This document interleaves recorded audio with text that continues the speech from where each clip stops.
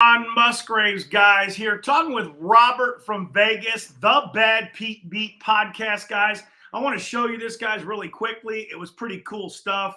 He was interviewing the one and only Mr. Greg Harrison today from week. Front Nine Restoration. What's up, y'all? Thank you for joining us, even though you didn't even join us for a podcast. This just kind of happened. You didn't even join us for a podcast. This just kind of happened. I actually, Craig joined us today to train my company in some pressure washing and some concrete restoration today. We were out at 6 in the morning out on some job sites and doing some training with our crew, and we actually were in. But I just want to introduce you guys. Robert, tell everybody a little bit about yourself and how you got started. With the business or with the podcast? Everything. Go over the whole thing, man. It's kind of a journey, right? All right. So in 2015, well, actually, let's bring it back a little bit. In 2014, my father passed away from a heart attack. And I was working at a car dealership as a service advisor. And I took a week off to kind of handle his estate. My parents had divorced a year before. My mom lived in Florida. My brother lived in Kansas. He was going to school. So I kind of had his estate and the funeral and all this stuff. I kind of had to deal with it on my own.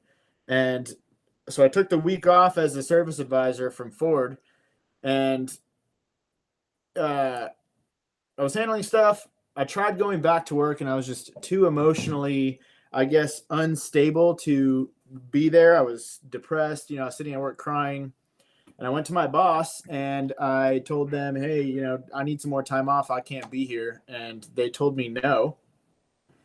And that very moment, I told myself I would never let anybody tell me ever again what I can or can't do.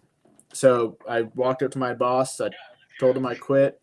I'm done. And that was kind of the trajectory of my life. I went to Sedona. I took some time to myself. I tried figuring out what I was wanting to do. And, I actually was trying to open up a restaurant or a bar because we're in Vegas. I thought that was going to be the thing to do, right? And I was at a party, and one of my buddies walked up to me and said, hey, man, you should start a carpet cleaning business. I work for a guy who owns a carpet cleaning business, and oh, give me 1 second here. I'm sorry. I just gave you that link. Yeah, how do I share that? You usually just can go to it and just share it to your feed, or just post it on your feed.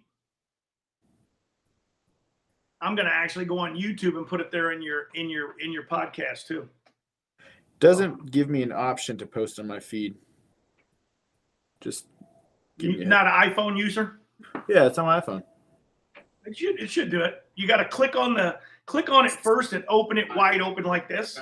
Here, like this. See this? Yep. Open it wide. Then at the bottom on the left, there's an arrow, and it says copy the link. See it right there? Okay. Got it now? But you got to open it. You got to open it. Yeah, I got it. It's always good to teach these young guys, the old guy teaching these young guys how to work social media. Yeah, man. I used to ask my 9-year-old daughter all the time because that's the one that she trained me. But she taught me how to text. Really? Yeah. Dude, she taught me how to text. Even I try and stay as current as I can, but even like the TikTok and sometimes, I'm doing the podcast thing, trying to learn how to edit the reels and stuff is really hard to do. But yeah, you should be like me, man. I don't edit anything. We just get up and go live and it happens. And you kind of got to try to stay interesting sometimes. And then you got to know when to end the show. I don't want to do a really long thing here with you, but I think it's kind of cool. I saw that you did that thing. I love the name, the Bad Beat Podcast. I know you can't tell everybody how you got the name exactly, but I mean, you're from Vegas. It's perfect. Perfect. Yeah. I mean, there's a lot of poker that goes on in Vegas. We just had a conversation about that. Yep, and that's what it is. It's an old poker. It's a poker term, and that's it's a funny thing because I had a guy that was relating things to baseball. You know what I mean? And we just don't realize how much baseball's infiltrated our lives. You know what I'm saying? When you're out on a date, did you get to first base? That's about baseball, right? I mean, it's so stupid. Did you knock it out of the park today, right? If you had a great day, you knocked it out of the park. I mean, it's so funny that that there are so many things in life that are related to baseball and how it affects. I mean, the baseball is the national pastime, right? I mean, it just affects everything.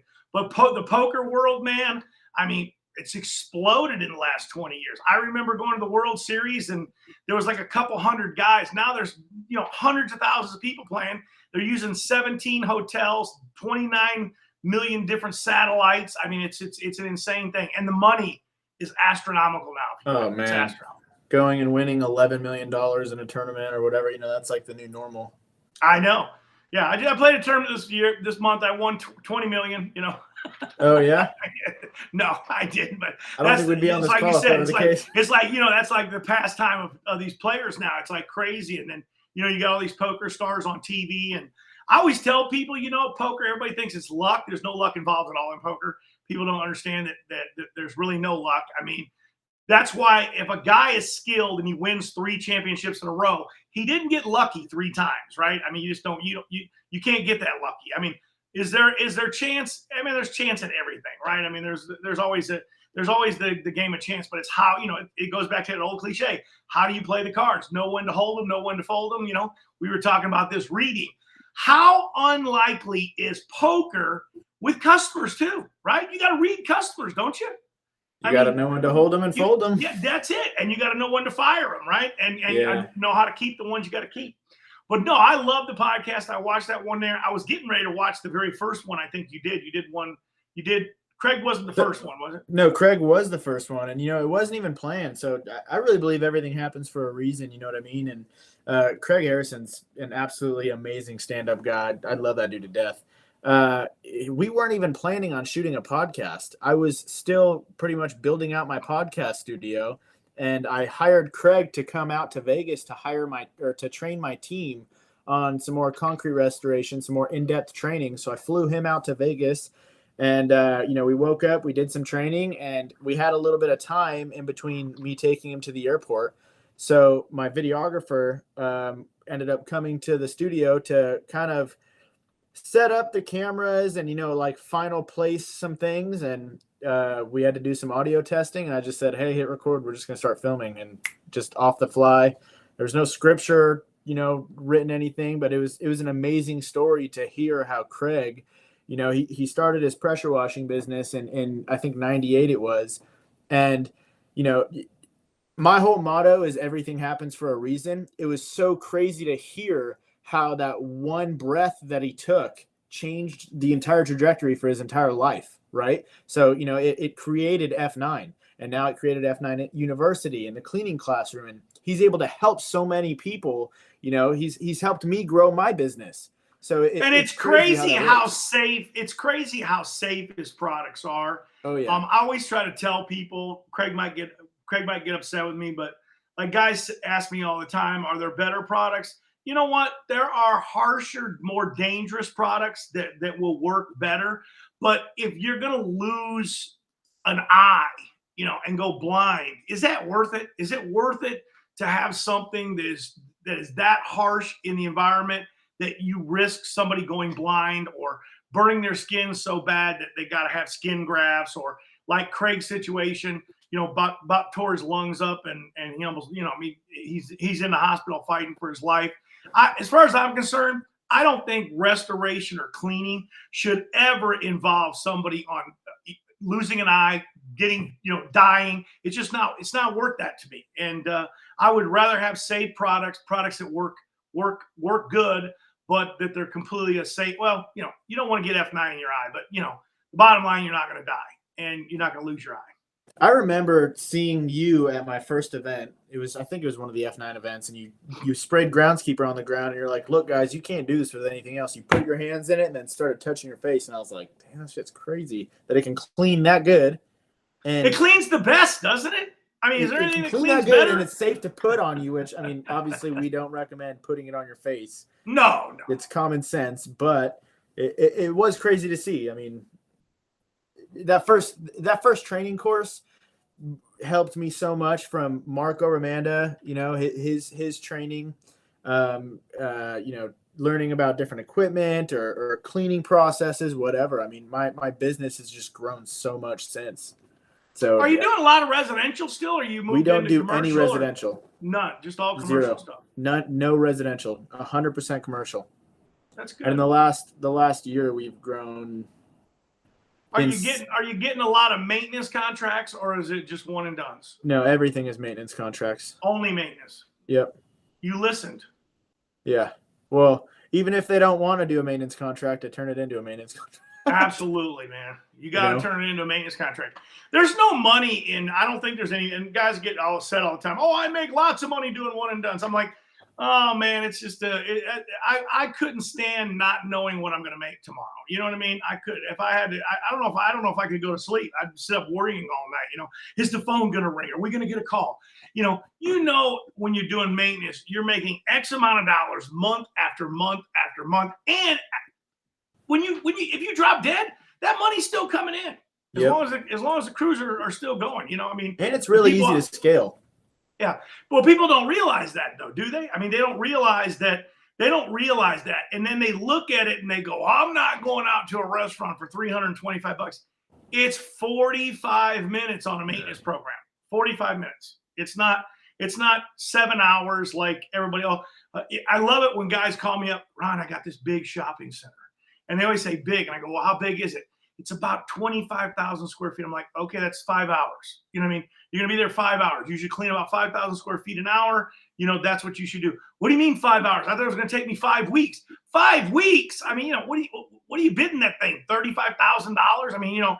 And they don't understand that, you're going to get them on a maintenance package and the bill might only be from $400 to $1,000, but it's 5 hours worth of work every month for a crew, And guys don't really, I don't think you really understand that. They don't understand the concept of it. Hey guys, we got some viewers out there. If you guys want to ask some questions, I normally don't do a podcast in the middle of, or go live in the middle of the day. But we're trying to get you on the podcast. Did you see me with Ryan Cash just before you came on? Did you catch that one? I jumped on it for a second, yeah. But I had to jump off on the phone. That is a crazy machine. That's a crazy machine because it's a soft wash system and a pressure washer all in one. Never been done before. Never ever been done. Interesting. And we're out in the middle of the desert. We don't care about soft washing. Bleach is something is there use? Date palms. If you ever get a date palm situation, because I know you're up there in Vegas, clean the area first. Always pre-clean. Spray the sodium hypochlorite on it, and the date palms are gone. In case you didn't know that trick.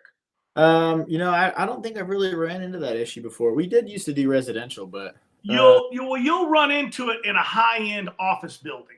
I've ran into a lot more of fertilizer and rust from fertilizer, the iron from fertilizer, in parks than I have date palms.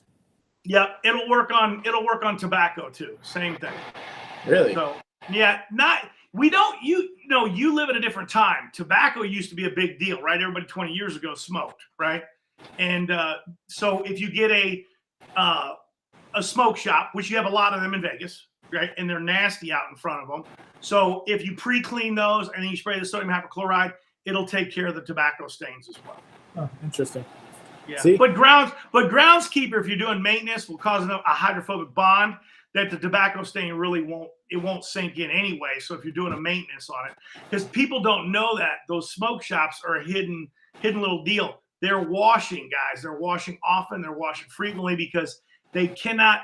We all know, what does everybody do? They go in there and get their chew. The first thing you do is put a dip in, walk out of the door, spit on the sidewalk. They ash their cigarettes, their cigars on the sidewalk. The front of smoke shops always look horrible. Always. Yeah. And they're busy. It's a recession. A lot of people don't realize that, there's so much work out there for everybody. There's so much, at least here in Vegas, there's so much commercial property, and it's all getting cleaned all the time, whether it's monthly, quarterly, bi-yearly, even yearly. There's so much industrial and commercial space here in Nevada that it's insane. So at least for people in Vegas to sit here and say that they don't have work is just a piss poor excuse, and you're fucking lazy. Well, you've got a couple of big competitors over there. I have a bunch of huge competitors. Yeah, they're I know one over there's got 35 box trucks, man, and they constantly out there cleaning. I don't think they do anything but retail. I've never seen them anywhere else. Yeah, you got awesome. You got Nell Bud Services also, pretty big out there in the restaurant cleaning. That guy's from New Jersey. He came all the way out to the desert to open up in Vegas because it's so profitable in Vegas. It really is. We got Red Rock. Red Rock's a good company. I've heard. I've never actually met them, but Red Rock started as a high-rise window cleaning. Window cleaning, yeah. Yep. But they do a lot of pressure washing too. And they had a little niche, and then they got into the pressure washing. Hey, I met them at one of my events too. I think they came to one of the first Vegas events we had. Oh boy, way back. I want to say 1900s, but way back. Yeah. I wanted to backtrack a little bit because you said something about it was more so of starting the business and starting the podcast. I don't know if you knew this, but did you know that Property Pros started as a carpet cleaning business, then a pressure washing business, then a handyman business, and then we started doing like remodels and stuff. And through the course of the 7 years, we ended up getting rid of everything besides pressure washing. That tells you how profitable pressure washing is. Yeah. Well, all the other stuff was just so stressful, man. You can't spread yourself so thin that you're in 20 different places at once. You got to focus on one thing and focus. So I'll tell you, and you're absolutely correct. And I say this all the time. I mean, you've heard me say it. I don't know anybody that's a jack of all trades, master of none, and say they're a billionaire or millionaire. I don't know that person. They don't exist. And I know a lot of people. I probably know more people in the pressure washing cleaning industry than any other person alive. Okay. And I've never met a millionaire house washing guy. I really haven't, because they get so distracted on, we're going to be a gutter cleaning company. We're going to install gutter screens. We're going to hang Christmas lights. We're going to blah, blah, blah. They're going to do everything they can do for a home service person. And here's my story. So I too was in that same rut. When you're working for these property management companies, you know it. They always ask you if you want to do it or somebody, right? Because they're looking for a referral. Well, then you get hung up on, I'll do it. I'll take care of that for you. And you got to learn to say no. Call Jimmy up. He's the pro at this. He'll take care of it for you. Well, I did the same thing you did, man. I was a sweeping company, electrical lighting maintenance company. I was selling everything. And then you get down to look at the numbers, and I go, okay, for $1,100 a month, I go, I'm sitting here, I got 5 guys on a landscape crew, and they go there once a week for $1,100 a month. For $900, I send one guy to the same shopping center. He's done in 4 hours, and I made $900. You know what I mean? We were like, what are we doing, man? It's kind of crazy. We lost an account, a big national account too. I always tell this story. We lost a big national account, 150 locations. We thought, man, we're gonna go broke, man. What are we gonna do to replace them 150 locations?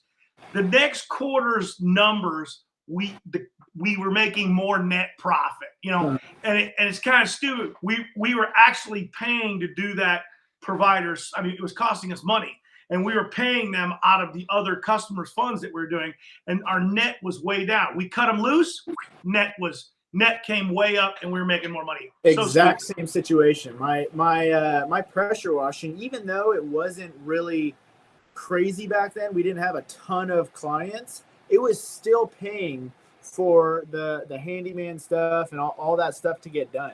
So I went through the exact same thing as you, and I had the same thought process too. I was like, holy shit, I'm not going to be able to afford this, but I had to make that decision because I was just so used to the cash flow, right? Like, cash flow is extremely important in a business, but I was so used to such a high amount of cash flow coming in that it was extremely scary to step back down. But once you step back down, you're able to focus and you're able to grow that back up. So I went through the same thing you did, just probably on a different level. Well, that's cool. That's cool, man.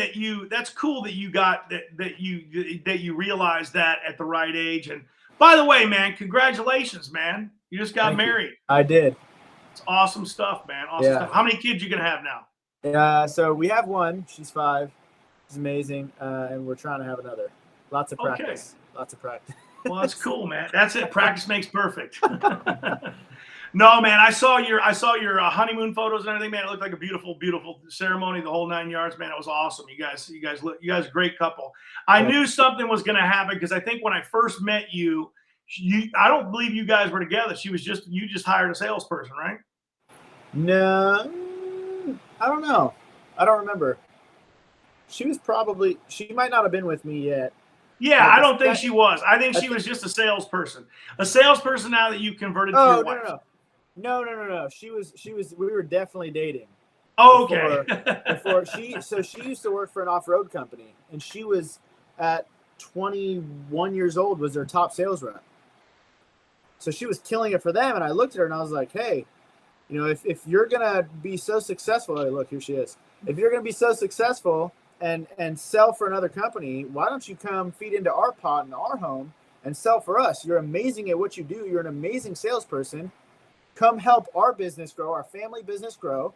And, you know, you'll have the freedom to do whatever you want, whenever you want.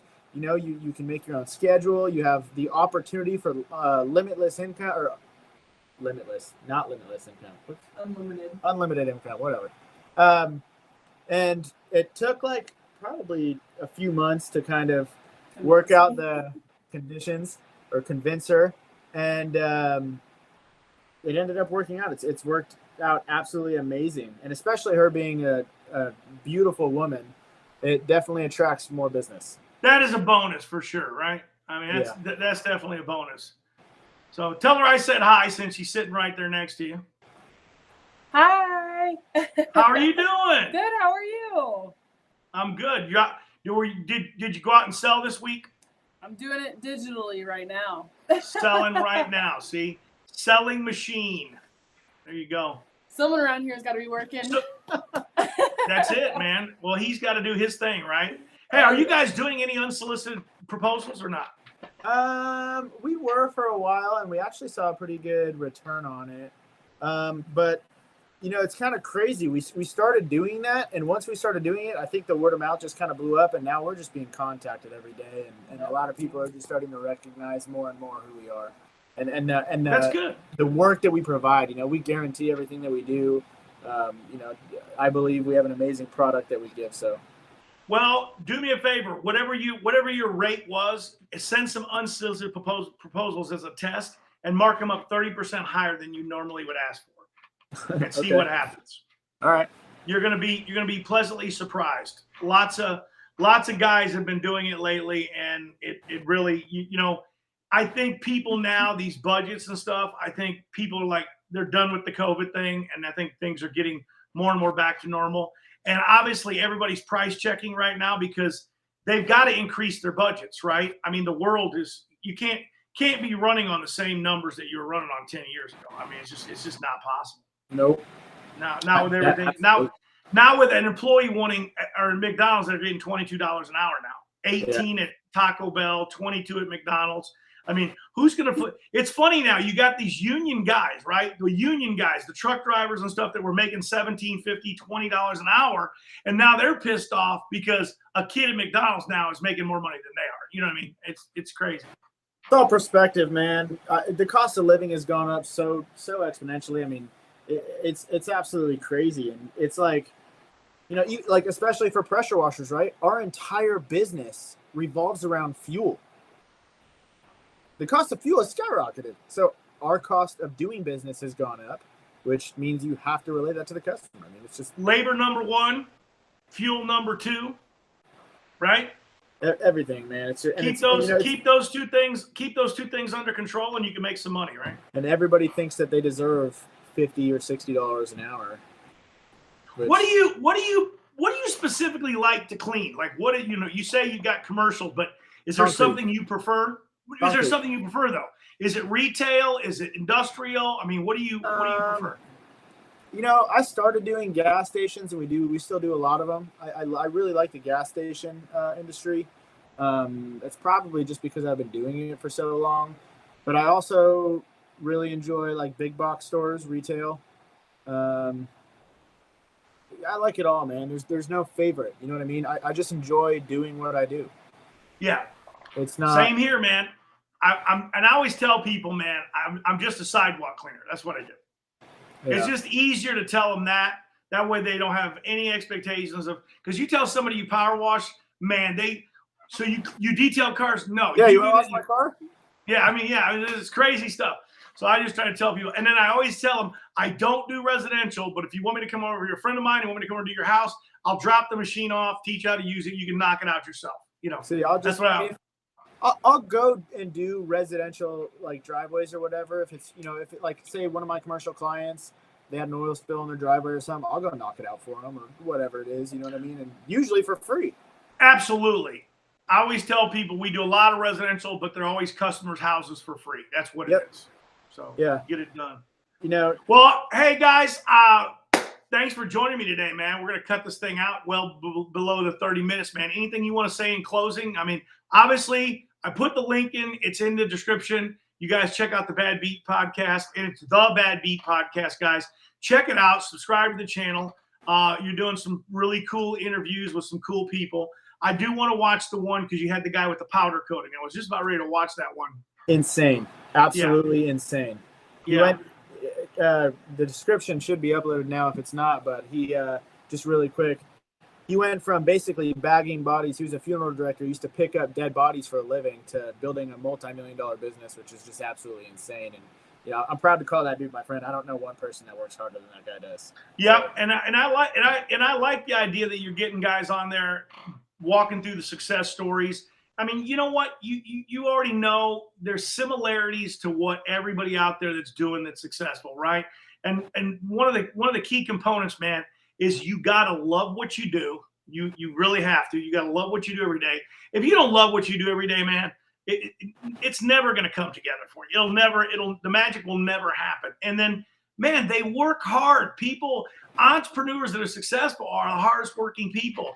Everybody thinks like these millionaire guys like Musk and that, they go home and this guy probably never stops working, right? I mean, he's probably constantly, he's thinking about stuff all the time. Now, I always tell people it's important, man. You got to recharge the batteries. So you got to disconnect sometimes. You got to unplug and you got to go spend time with your family and your kids because you don't want to forget your kids' names. You come home and she's got name tags on your kids, right? Because you can't remember their names because you haven't seen them in 4 years. I was a mistake. I did that when I first started. I didn't first 5 years of my kids' lives, man. I was just so disconnected because losing was not an option, right? I mean, you don't lose. You got to win. And, you and me have a lot more similarities than I thought we did. Yeah, you got to win, man. You want to be the best at what you want to be. I mean, that's it. That's the bottom line. Nobody wants to be second, right? It's funny that you said that because I'm extremely thankful and happy that I did what I did to get where I am. But that's probably one of the biggest regrets that I have in my life was missing the first year and a half of my daughter's life because all I did was work. But I understand that I had to. And, I had to do what I had to do to provide for my family at that time because no work was coming in at the time. But if you know what you knew now, you know that it doesn't have to be that way. It does not have to be that way.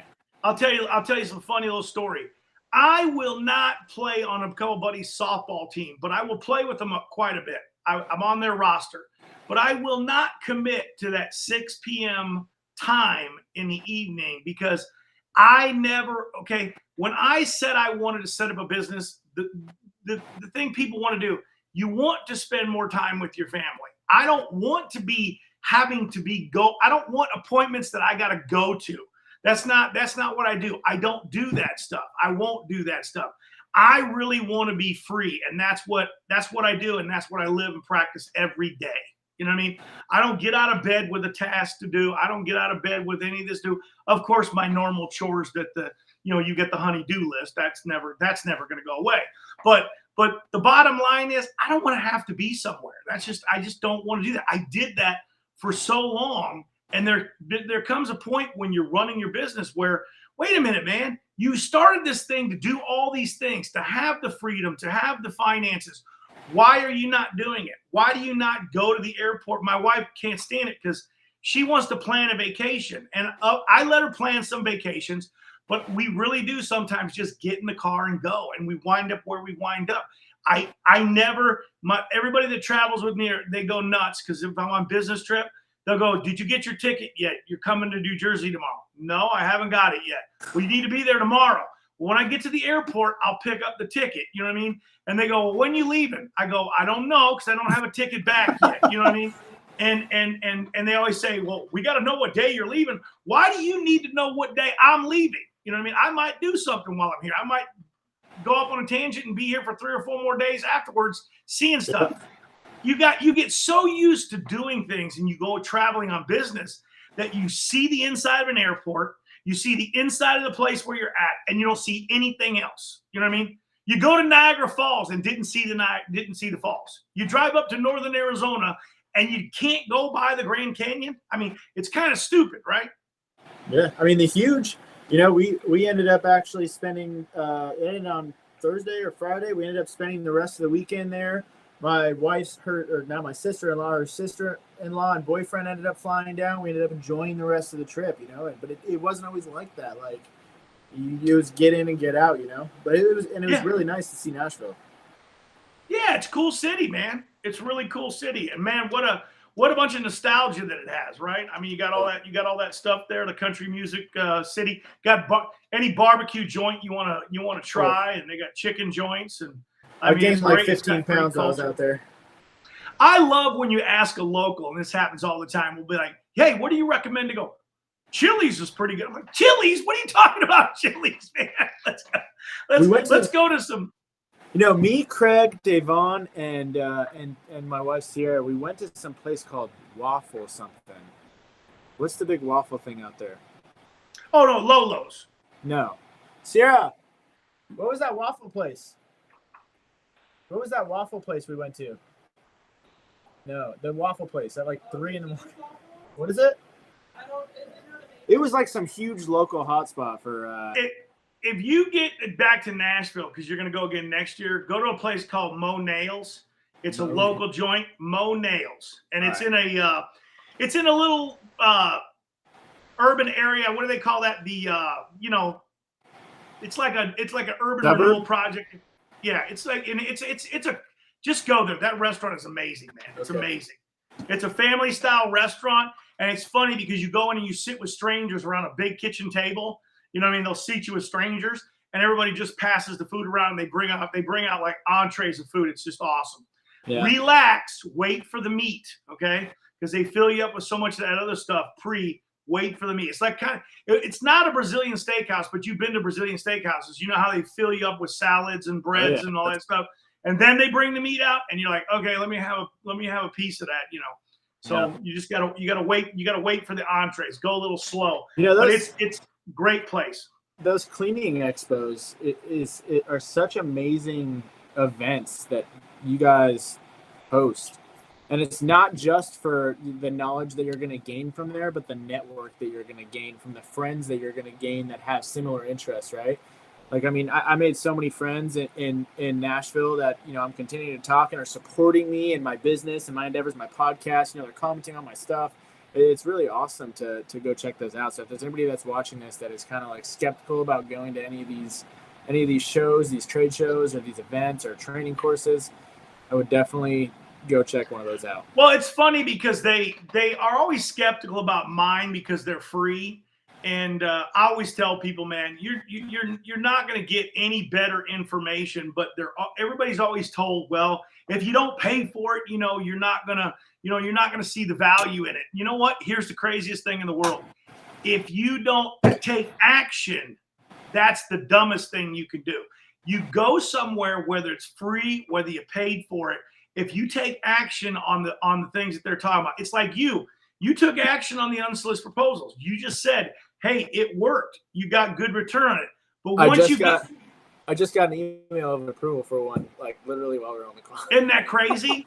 And they just send them back and they sign them. It's the dumbest thing you've ever. I probably would have never thought that it worked that way. And nobody ever thinks like, oh, how do you find customers? Go out there and give them the price. Why are you not giving them the price? That's what they want. They want the price. I can't stand it when guys go, I had a meeting with a property manager. I sat down in front of him. I'm like, well, did you have the prices? No. I'm like, what did you go? You went in there and wasted their time? It takes like literally 45 seconds to go on Google Earth and just measure. I mean, there's tools that you can use to literally just. You've got it down. You've got your cleaning process down to a science right now. You know exactly how long it takes to do X amount of square footage. And so many guys out there don't. That's the first thing you got to understand. You got to understand it. You also need to understand that all these places are built the same, but nobody understands geometry. There's no difference between a CVS and a Walgreens. They're the same. It's the same footprint, same building, same drive-throughs, parking garages, parking spaces. Guys, they're the same size.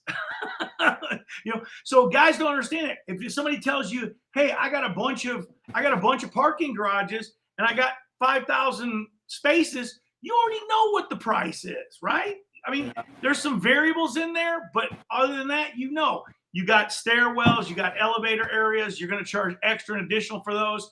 If it's a two-way garage or a one-way garage, the spaces might increase. You do any community management? Oh yeah, we do a lot of graffiti removal for community management. Do you have any issue? Do they ever want you to clean the buildings or no? The buildings, no. Clean and sealing of pavers, yes. Pavers. So you're doing the common areas, clubhouses, pools, stuff like that. Entryways for the gated communities. Some of the communities that we do have like full drives of pavers, like leading up to some of the houses. We do a lot of different things. Who's your preference for paver sealing? Who do you use? Deco? Yeah, Deco 20. Deco. Mark. Did Mark come out to Vegas? He's been out to Vegas. He's been out to Vegas? Oh, that's right. He drove there during one of the shows. The first time I met Mark Tuliano was in Arizona when the hotel caught on fire. Were you staying at the hotel when it caught on fire? I wasn't. Oh, my God. We were sleeping there, and Mark Tuliano gets on Facebook going live, and he's like, "This son of a bitch is burning down." And there was literally smoke. So the hotel, it was at Hilton or something, all the rooms wrapped around the lobby. There was literally smoke barreling up into the center of the building. It was crazy, man. But we went to Topgolf. I had a great time with that guy. He's awesome. Yeah, while the hotel was burning, I was at my house because I live in Phoenix. Oh yeah, that's right. I didn't think about that. I was at home. Yeah, that's funny. That is funny. I didn't even know. I was sitting there. I was at the event. I don't think anybody even said something. I know that some guys said that they left the building because the alarms were going off. Then other people said it was on fire. Yeah, I believe it. Yeah, I believe you, man. And like that event, I made some lifelong friends, like Cody Sims, Texas Under Pressure. I don't know do you know who he is? Yeah. Super cool dude. We went out and had a great time. I still talk to him this day. I helped him, and he even helped me. He probably doesn't even realize it, but I helped him with some commercial cleaning stuff when he was first getting started. He would message me, ask me questions or whatever. Yeah. Well, hey, I'll take your invite whenever you want to do it, man. I'll come on the Bad Beat. I love the name. Right. It's great stuff. Guys, make sure that you guys check out Robert's thing. If you watch this thing, go ahead and subscribe. Watch his channel. He's out there taking interviews from successful entrepreneurs. There's a lot. Like I said, there's a lot of knowledge you can gain just by networking, man. I appreciate you coming out today, man. Yeah, man. Thanks for having me. Have a good day. Thank you.